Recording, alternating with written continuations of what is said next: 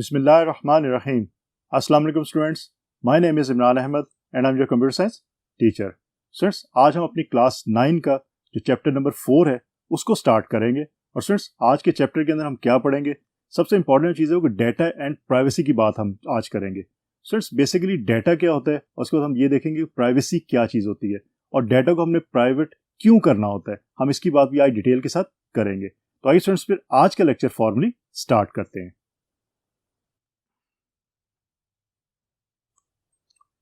So students, ये हमारा unit number 4 है और इसका नाम है डाटा एंड प्राइवेसी। स्टूडेंट्स, अब पहली चीज़ है कि डाटा होता क्या है। कोई भी इंफॉर्मेशन, अब इसमें इंफॉर्मेशन और डाटा के बारे में आपको पता होना चाहिए। डाटा बेसिकली होता है रॉ फैक्ट्स और इन्फॉर्मेशन है कि प्रोसेस जो आपका डाटा होता है उसको हम इंफॉर्मेशन का नाम देते हैं। इन लेक्चर्स के अंदर और जो हमारे आगे लेक्चर्स होंगे इसी चैप्टर के, वहाँ मैं डाटा और इन्फॉर्मेशन का वर्ड जो है वो अल्टरनेटिवली यूज करता रहूंगा। तो ये एक ही चीज़ के आप समझिएगा दो नाम है, लेकिन जो अगर डेफिनेशन की तरफ जाते हैं तो डाटा आपके रॉ फैक्ट्स को हम कहते हैं और इन्फॉर्मेशन है बेसिकली कि आपके जो प्रोसेस डाटा होगा। फॉर एग्जांपल, अगर मैं अपना नाम लेता हूँ Imran, this is a data. अब इसको ऊपर इन्फॉर्मेशन बनाना चाहता हूँ तो मैं अपना नाम लेता हूँ Imran and I am computer science teacher, this is information. तो ये डाटा और इन्फॉर्मेशन में डिफरेंस होता है। अब बात यहाँ पे है कि data and privacy. Privacy basically है क्या चीज़ और डाटा की प्राइवेसी क्या चीज़ होती है। पहले मैं उसकी आपको डेफिनेशन बताता हूँ, फिर मैं आपको एग्जाम्पल्स के दूंगा कि ये चीज़ है क्या। So protected data from malicious users is called data privacy. यहाँ पे आपके पास एक वर्ड malicious यूजर का यूज हुआ है, हो सकता है इसके मीनिंग आपको ना पता हो, मैं आपको बता देता हूँ मीनिंग इसके। बेसिकली स्टूडेंट्स, अगर आपको कोई ऐसा डाटा है जो आप दूसरे लोगों से सेव करना चाहते हैं, मीन दूसरे लोग उसको एक्सेस ना कर सके या यूज ना कर सके, तो उसको हम कहते हैं प्रोटेक्टेड डाटा। और जो लोग यूज ना कर सके उनको हम अनऑथराइज पर्सन कहते हैं। मीन ऐसा डाटा जो ऑथराइज पर्सन के अलावा कोई और यूज करे उसको हम अनऑथराइज पर्सन कहते हैं। इन अदर वर्ड्स, हम उसको मेलिशियस यूजर्स भी कह सकते हैं।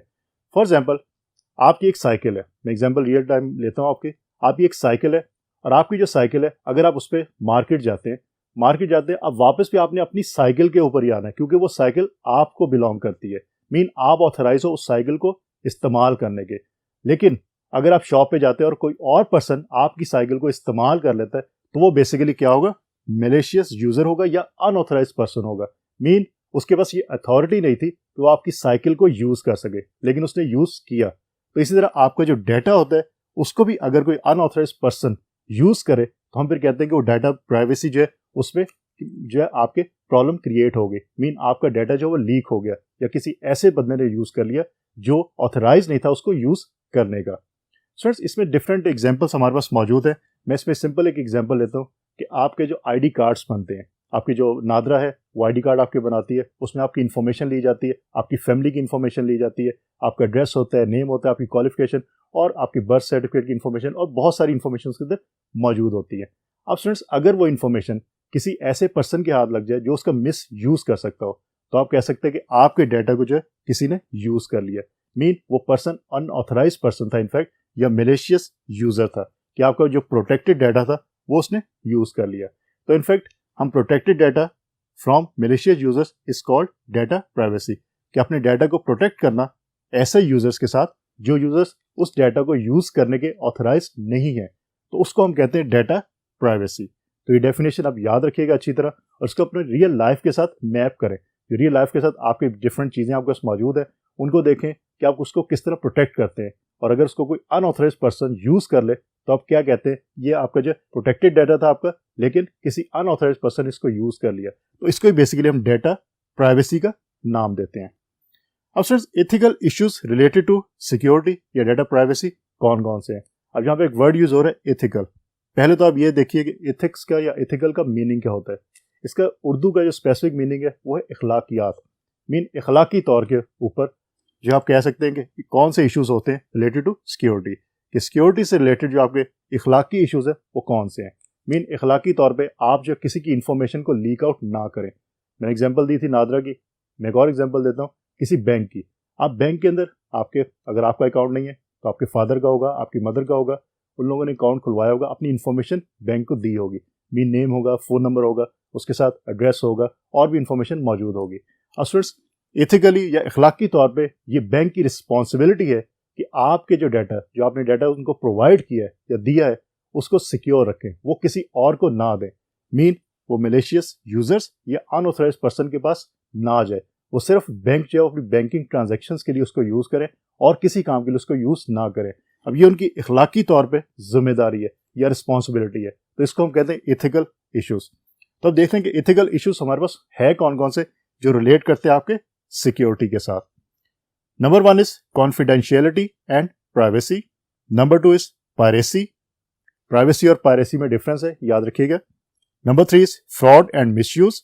Number 4 is patent. Number 5 is copyright. Number 6 trade secrets and number 7 is सपोर्टेज।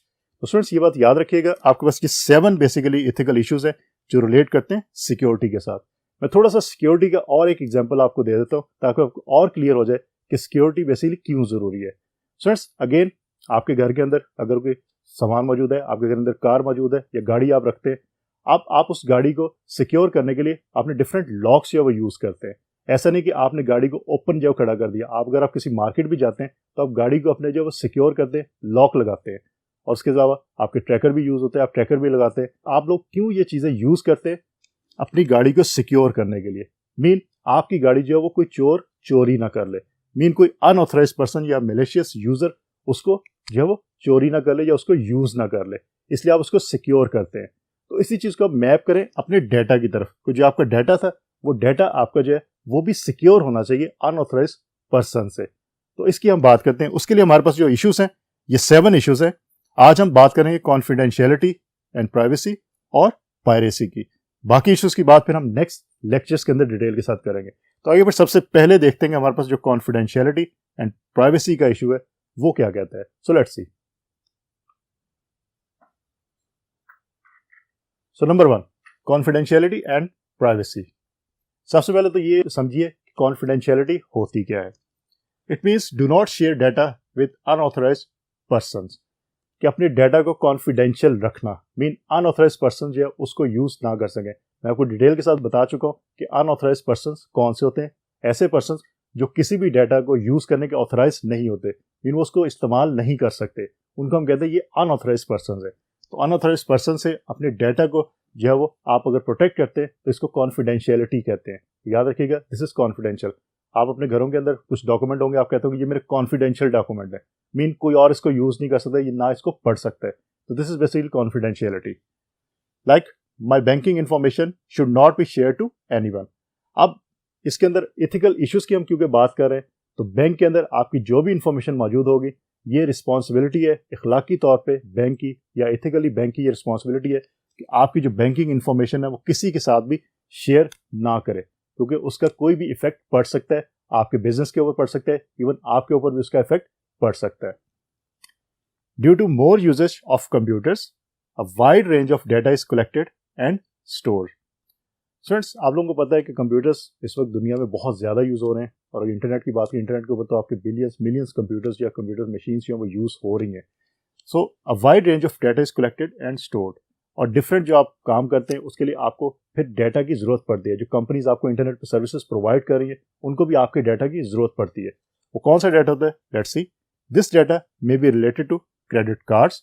अगर आप किसी भी बैंक का क्रेडिट कार्ड बनाते हैं तो उस क्रेडिट कार्ड के इक्विवेलेंट आपको फिर इन्फॉर्मेशन अपनी देनी पड़ती है उस बैंक को, और उसके साथ फिर आप उसको ऑनलाइन जब यूज़ करते हैं क्रेडिट कार्ड को, तो आप क्या करते हैं, आपको कुछ इन्फॉर्मेशन पुट करनी पड़ती है ऑनलाइन वेबसाइट के ऊपर। अब ये एथिकल रिस्पॉन्सिबिलिटी है उस स्पेसिफिक बैंक की, उस स्पेसिफिक वेबसाइट की जो ये सर्विस प्रोवाइड कर रही है कि आपके क्रेडिट कार्ड की इन्फॉर्मेशन जो है वो कोई अनऑथराइज पर्सन जो है वो उसको यूज़ ना कर सके। मीन आपकी ये इन्फॉर्मेशन कॉन्फिडेंशियल है और ये प्राइवेट रहनी चाहिए, ये कोई और इसको यूज़ ना कर सके। ऑनलाइन सेलिंग एंड परचेजिंग, आपकी जो e commerce mean electronic commerce sites होती है, वहाँ पे हम ऑनलाइन सेलिंग करते हैं, परचेजिंग करते हैं, तो वहाँ पे भी आपकी जो इन्फॉर्मेशन आप देते हैं उनको, वो इन्फॉर्मेशन आपकी लीक आउट नहीं होनी चाहिए। तो ये रिस्पॉन्सिबिलिटी है उन कंपनीज की कि इथिकली आपकी इन्फॉर्मेशन जो है वो किसी और को प्रोवाइड ना करें। ड्राइविंग लाइसेंस, अगर आप ड्राइविंग लाइसेंस बनाते हैं तो वहाँ पे भी आपको अपनी इन्फॉर्मेशन देनी पड़ती है। देन क्रिमिनल रिकॉर्ड्स और medical records and etcetera etcetera. तो ये बेसिकली टाइप ऑफ डाटा हो सकती है जो रिलेटेड है आपके कि आपके कंप्यूटर्स के अंदर इसको स्टोर किया जाता है। तो जिस स्पेसिफिक कंपनी के पास ये इन्फॉर्मेशन मौजूद है उसकी इथिकल रिस्पॉन्सिबिलिटी ये है कि वो किसी और को आपकी इन्फॉर्मेशन जो प्रोवाइड ना करे, लेकिन वो कर भी सकते हैं हम बात करें इखलाकी तौर पे कि इखलाकी तौर पे उनको ये नहीं करना चाहिए। इसकी सिंपल एक एग्जांपल लेते हैं, बहुत रियल टाइम एग्जांपल है। आप लोग घरों में जब कभी किसी चेयर के ऊपर बैठे हैं और अगर उस जगह पे एक ही चेयर मौजूद है और आपके फादर या मदर आते हैं तो आप इखलाकी तौर पे खड़े होके उनको जगह देते हैं कि आप बैठ जाइए। दिस इज एथिकल, ये एथिक्स होती है। तो यही चीज़ हम यहाँ पे इस्तेमाल करते हैं कि आपकी जो कंपनीज है जिनके पास आपका डाटा मौजूद है वो इखलाकी तौर पे खुद से किसी को भी आपकी इंफॉर्मेशन प्रोवाइड ना करें जब तक आपके कंसर्न ना हो कि मतलब आप उनको इजाज़त ना दें। तो ये चीज़ यहाँ पे बहुत ज़्यादा इंपॉर्टेंट है। तो आपका डाटा कॉन्फिडेंशियल और प्राइवेट रहना चाहिए। The potential threats to privacy include the improper use of computerized data. Students, अब पोटेंशियल थ्रेट जो इसके अंदर हो सकता है प्राइवेसी के अंदर या कॉन्फिडेंशियलिटी के अंदर, वो क्या हो सकता है? Improper use of computerized data. कि आपका जो डाटा है उसका इम्प्रॉपर यूज यही है कि अनऑथराइज पर्सन जो है आपका डाटा यूज कर ले और यूज करने के बाद वो आपके डाटा से कोई भी फायदा जो है वो उठा सकते हैं। उसका आपको नुकसान हो सकता है लेकिन उस अनऑथराइज पर्सन को उसका फायदा हो सकता है। तो याद रखिएगा, confidentiality and privacy is very very important thing. और जो डिफरेंट कंपनीज है उनको एथिकली जो है तो आपके डाटा को कॉन्फिडेंशियल रखना चाहिए और प्राइवेट भी रखना चाहिए ताकि आपको कोई नुकसान ना पहुंच सके। अब नंबर 2 की तरफ चलते हैं जो हमारा है पायरेसी का, कि पायरेसी क्या चीज है। So let's see. So number 2, piracy, it means making illegal copies. Students, illegal copy किसी भी चीज की बनाना उसको हम पायरेसी कहते हैं। सिंपल इसकी ये डेफिनेशन है, डिटेल में मैं अभी जाता हूं लेकिन ये डेफिनेशन याद रखिएगा कि simple it means making illegal copies. 2 keywords है सिर्फ, इलीगल कॉपीज। कि इलीगल कॉपीज बनाना किसी भी चीज की उसको हम कह सकते हैं ये पायरेसी है। याद रखिएगा, प्राइवेसी और पायरेसी में फर्क है। ये वर्ड्स आपस में मिलते जुलते हैं, इसलिए कंफ्यूज नहीं होना। अगर एग्जाम में कोई क्वेश्चन आता है तो उसको अच्छी तरह पढ़ना है कि प्राइवेसी है या पायरेसी है। प्राइवेसी की बात मैं ऑलरेडी आपको बता दी है, कॉन्फिडेंशियलिटी और प्राइवेसी क्या चीज है। अब हम बात करें पायरेसी की। So it means making illegal copies. It can be a book. अब इलीगल कॉपीज किस चीज की हो सकती है? कोई किताब भी हो सकती है, किसी ऑथर ने लिखी है जो रजिस्टर्ड है उसके नाम से, लेकिन आप अपने नाम से दोबारा से उसको प्रिंट करवा देते हैं, दिस इज इलीगल कॉपी। तो इसको हम पायरेसी का नाम देते हैं। सॉफ्टवेयर को हो सकता है, जिसकी हम डिटेल के साथ अभी बात करते हैं सॉफ्टवेयर की, सॉफ्टवेयर की इलीगल कॉपीज कैसे बनती है, उनका क्या नुकसान होता है। कोई मूवी हो सकती है, इलीगल कॉपीज मूवी की बनाना, कि आपका ऑथराइज नहीं है उसकी कॉपीज बनाना, लेकिन आप उसकी कॉपीज करके जो आगे मार्केट में प्रोवाइड कर देते हैं और या उसको बेचना शुरू कर देते हैं। पोएट्री हो सकती है, पेंटिंग हो सकती है, और any other work protected by copyright law. अब कॉपीराइट लॉ क्या होता है, पहले मैं इसके बारे में आपको थोड़ा सा बता दूं। इसकी डिटेल हम नेक्स्ट जो हमारे लेक्चर्स होंगे वहां पे मैं बताऊंगा भी आपको। यहाँ मैं थोड़ा सा आपको आइडिया देता हूँ कि कॉपीराइट लॉ होता क्या है। स्टूडेंट्स, हर कंट्री के अंदर कोई ना कोई लॉ जो है वो एसोसिएट होता है आपका पायरेसी के साथ, उसको हम कॉपीराइट लॉ का नाम देते हैं। वो लॉ के क्या करता है, उस लॉ के अंदर कुछ रूल्स बताए जाते हैं कि अगर आपने पायरेसी की तो आपको कौन कौन सी जो वो सजाएं हो सकती हैं, उसकी डिटेल उसके अंदर मेंशन होती है। मतलब अगर आप बुक की, किसी भी बुक की जो है आप अगर इलीगल कॉपी बनाते हैं तो आपको क्या सजाओगे, किसी सॉफ्टवेयर की बनाते हैं क्या सजाओगे, एंड एक्सेट्रा एक्सेट्रा। और जो चीज़ उसमें शामिल होती है पायरेसी के अंदर, उनकी डिटेल भी उस कॉपीराइट लॉ के अंदर मौजूद होती है। तो हर कंट्री के अंदर ये लॉ जो है वो मौजूद होता है। उस लॉ के अंदर आप जो सारी इंफॉर्मेशन देख सकते हैं कि अगर आपने कोई भी सॉफ्टवेयर यूज़ करना है तो आप देख सकते हैं कि सॉफ्टवेयर को यूज़ करने के तरीके कौन कौन से हैं। अगर वो कॉपीराइट लॉ के अंदर आते हैं तो इसका मतलब कि आप फिर सॉफ्टवेयर को विदाउट पेमेंट, आप पे किए बगैर उसको यूज़ नहीं कर सकते। लेकिन अगर जो सॉफ्टवेयर आप यूज़ कर रहे हैं वो कॉपीराइट लॉ के अंदर नहीं आता तो फिर आप उसको इजीली यूज़ कर सकते हैं। लाइक सिंपल एग्जांपल है, हमारे इंटरनेट के ऊपर आप इंटरनेट यूज़ करते हैं, ओपन सोर्स सॉफ्टवेयर्स मौजूद होते हैं। ओपन सोर्स सॉफ्टवेयर्स कौन से होते हैं? जो आप फ्री यूज़ कर सकते हैं। मीन आप उनको डाउनलोड कर लें अपने कंप्यूटर्स के ऊपर, आप उनको कोड भी यूज़ कर सकते हैं, उसमें चेंजिंग भी कर सकते हैं और दोबारा से सॉफ्टवेयर को फिर यूज़ भी कर सकते हैं। उन सॉफ्टवेयर्स का कॉपीराइट लॉ से कोई ताल्लुक नहीं होता। आप उनको कहीं भी जैसे भी आपका दिल चाहता है आप उसको यूज़ कर सकते हैं, क्योंकि वो ओपन टू ऑल है, कोई भी उसको यूज़ कर सकता है। लेकिन जो आपके प्रोटेक्टेड सॉफ्टवेयर होते हैं वो आप इस तरह यूज़ नहीं कर सकते, क्योंकि उनके ऊपर कॉपीराइट लॉ जो है वो लागू होता है। तो ये बात याद रखिएगा। अब हम बात करते हैं स्पेसिफिकली सॉफ्टवेयर पायरेसी की, क्योंकि हम कंप्यूटर साइंस पढ़ रहे हैं तो हमें सॉफ्टवेयर पायरेसी के बारे में अच्छी तरह पता होना चाहिए। इन फ्यूचर हो सकता है आप कंप्यूटर की फील्ड के अंदर ही आगे जाएं, डिफरेंट प्रोग्रामर बने, या आप नेटवर्क के अंदर जाएं या किसी और फील्ड के अंदर जाएं, तो आपको ये आइडिया होना चाहिए कि सॉफ्टवेयर पायरेसी होती क्या है। इज द इलीगल कॉपिंग, डिस्ट्रीब्यूशन और यूजेज ऑफ सॉफ्टवेयर। पायरेसी की आपकी डेफिनेशन देखिए, इलीगल कॉपीज, सिर्फ सॉफ्टवेयर का वर्ड उसमें ऐड कर लें तो आपको सॉफ्टवेयर पायरेसी की डेफिनेशन जो है वो रेडी हो जाएगी। Mean illegal copies of software, it can be called as software piracy. और उसमें आप डिस्ट्रीब्यूशन का वर्ड भी ऐड कर सकते हैं, यूजेस भी ऐड कर सकते हैं, लेकिन अगर आप सिर्फ इलीगल कॉपीज ऑफ सॉफ्टवेयर भी लिखेंगे तो ये आंसर भी आपका ठीक होगा। तो एग्जाम के पॉइंट ऑफ व्यू से भी इन कीवर्ड्स को याद रखिएगा ताकि इससे आपको इजी हो जाता है किसी भी कॉन्सेप्ट को याद रखना। Most companies sell software with a confidential text called the key of that software. और स्टूडेंट्स, कैसे सॉफ्टवेयर पायरेसी को रोका जाता है? मोस्टली जो कंपनीज हैं वो क्या करती हैं कि जो भी आपको सॉफ्टवेयर आप परचेज करते हैं उनसे, अगर किसी भी कंपनी से आपने सॉफ्टवेयर परचेज किया, मैं एक सिंपल एग्जांपल लेता हूं। आप लोग कंप्यूटर यूज करते हैं तो उसके बाद माइक्रोसॉफ्ट विंडो जो है आपने इंस्टॉल की होगी। माइक्रोसॉफ्ट कंपनी है और विंडोज उसका ऑपरेटिंग सिस्टम है या सॉफ्टवेयर जो आप यूज करते हैं। अगर स्टूडेंट्स आपने उनसे परचेज किया है, आपने उनको पे किया है और फिर वो उनकी सीडी जो है या डीवीडी परचेज की है, तो क्या होगा, आपको सॉफ्टवेयर के साथ एक की भी मिलेगी, की ऑफ दैट सॉफ्टवेयर, जो कॉन्फिडेंशियल टेक्स्ट होता है। उसके अंदर कुछ नंबर्स होते हैं या अल्फाबेट्स भी हो सकते हैं। इस तरह की आपको इंफॉर्मेशन जो है वो पुट करनी पड़ती है। मीन आप जब सॉफ्टवेयर को इंस्टॉल करते हैं, डीवीडी या सीडी आपके पास है, आप उसको जब यूज करते हैं तो एक स्टेप आता है कि वहां पे आपसे पूछता है की, कि जो की आपको दी गई है वो की यहाँ पे पुट करे। वो कुछ इस तरह की इंफॉर्मेशन आप दे सकते हैं। ये बॉक्सेस बने होते हैं, इसके अंदर आप फिर वो वैल्यू पुट करते हैं। वो वैल्यू आपको दी जाती है अगर आपने वो सॉफ्टवेयर परचेज किया होता है तब। तो आपकी सीडी के ऊपर भी लिखी होती है या उसके साथ भी आपको प्रोवाइड की जा सकती है। तो आप वो वैल्यू यहाँ पे पुट करते हैं। उससे कंफर्म होता है कि आपने जो सॉफ्टवेयर यूज कर रहे हैं या आपने सॉफ्टवेयर अभी इंस्टॉल किया है वो पायरेटेड नहीं है। मीन वो सॉफ्टवेयर आपने परचेज किया है, वो इलीगल नहीं है, वो लीगल सॉफ्टवेयर है। इस की से जो कंफर्म होता है कि वो लीगल सॉफ्टवेयर या इलीगल सॉफ्टवेयर है। So this key is provided to only those people who buy that software. जो उसको बाय करते हैं, उसको खरीदते हैं, उन्हीं को वो की प्रोवाइड की जाती है। सर्चिंग ऑफ दैट की by using illegal means is called cracking. अब एक वर्ड यूज होता है क्रैकिंग का, या हम कहते हैं जी हमने क्रैक सॉफ्टवेयर यूज करना है। आप लोगों ने शायद सुना हो, नहीं सुना होगा तो इन फ्यूचर आप जरूर इसको सुनोगे कि क्रैक सॉफ्टवेयर यूज कर ले। अब क्रैक सॉफ्टवेयर यूज करने का मतलब क्या होता है? उसका मतलब ये होता है कि ये जो की है, आप इलीगल तरीके से इस की को जो है कहीं से ढूंढ लेते हैं और ढूंढने के बाद आप उस सॉफ्टवेयर पे यूज कर लेते हैं और आपके कंप्यूटर पे वो सॉफ्टवेयर चल जाता है। लेकिन आपने क्या किया, उस सॉफ्टवेयर के लिए पे नहीं किया, आप विदाउट पेमेंट उस सॉफ्टवेयर को यूज कर रहे हैं। तो इसका मतलब कि आप जो है क्या करें, आप सॉफ्टवेयर पायरेसी कर रहे हैं। मीन आपने पायरेटेड सॉफ्टवेयर अपने कंप्यूटर पे इंस्टॉल कर लिया। तो इसको हम क्रैकिंग का नाम देते हैं कि आपने ऐसा सॉफ्टवेयर अपने कंप्यूटर पे इस्तेमाल कर लिया जिसके लिए आपने पे नहीं किया था।